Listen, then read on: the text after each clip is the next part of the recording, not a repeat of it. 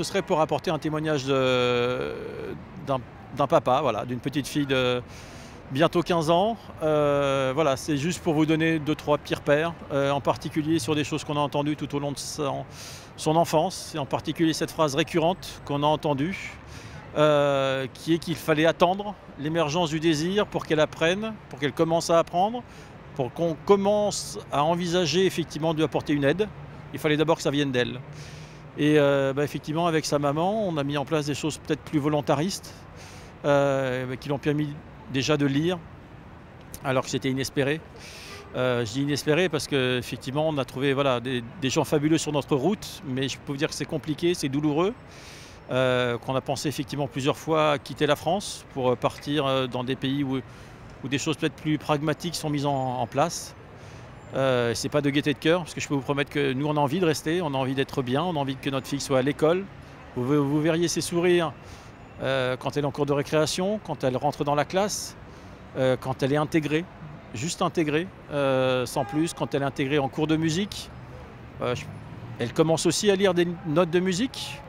Pour l'anecdote d'ailleurs, elle avait passé un test de QI et il y a longtemps. Dans un bilan, on a été revoir un généticien il n'y a pas longtemps qui a dû dire qu'il devait y avoir une erreur. Je pense que le test avait été bien fait à l'époque, mais que manifestement les choses évoluent. Et effectivement, nous on a aussi en tête une phrase qui nous est restée.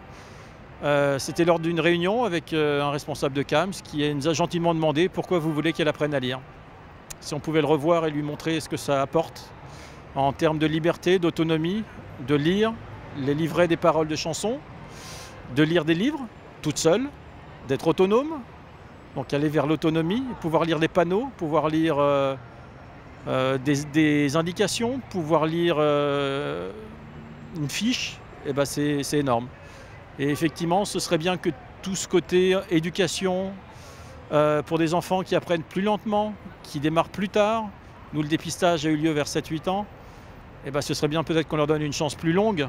Quand on nous dit qu'il n'y a pas moyen de redoubler, faire une année supplémentaire ou pour une ULIS ou pour une CLIS, faire 5 ans au lieu de 4 ans pour qu'effectivement ces enfants qui apprennent plus lentement aient peut-être plus de temps, ce serait peut-être une bonne idée sans que ce soit compliqué et on sait qu'on va à la bataille.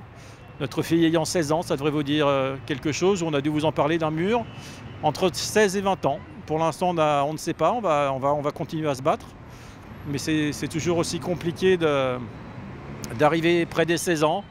Et l'histoire, c'est que ce n'est pas l'année des 16 ans, c'est la date anniversaire des 16 ans. Et à partir de là, on va commencer à nous expliquer qu'elle a 16 ans et 1 jour, elle a 16 ans et 2 jours, elle a 16 ans et 3 jours. Vous comprenez, elle a plus de 16 ans. Et que voilà, il faudra trouver une solution. Je vous promets qu'elle a démarré tard, mais que voilà, elle a toujours envie d'apprendre. Pour une adolescente, c'est toujours assez sympathique de savoir qu'elle a toujours envie d'aller à l'école le matin, qu'il n'y a aucun souci et que c'est voilà, un vrai plaisir et un vrai bonheur. Donc si on pouvait toujours continuer à aller dans le bon sens et en pensant aux enfants d'abord, à les intégrer au maximum, ce serait déjà un bon début de chemin.